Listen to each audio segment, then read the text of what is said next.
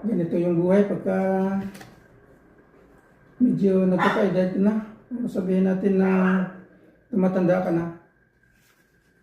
Kung minsan, nagsusulo ka na lang dito sa loob ng bahay. Kasi nga yung mga anak, busy sa mga ginagawa. Kung anong oras sa uuwi. Kagaya dito, alas 9:10 na. Wala pa yung mga bata. Nagsusulo magkakape.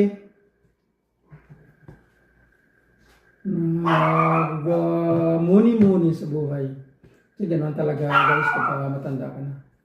Kung minsan pagkahatid ka na lang ng apo mo sa school, pag-attend ng meeting ng apo, o pag-hatid ng baon.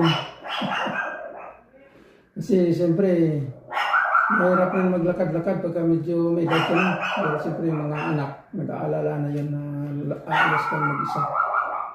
Kasi siyempre hindi na ganun katalas yung pakiramdam mo. Baka mamaya mapaano ka sa daan.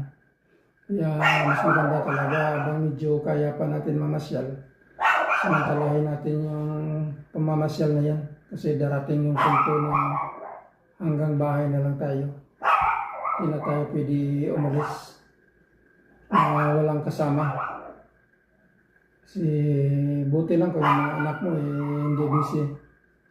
Walang mga ginagawa. Pero pagka yung maraming ginagawa, hindi ka na makakalis ng bahay. Kaya habang kaya ka umalis, mamasyal tayo.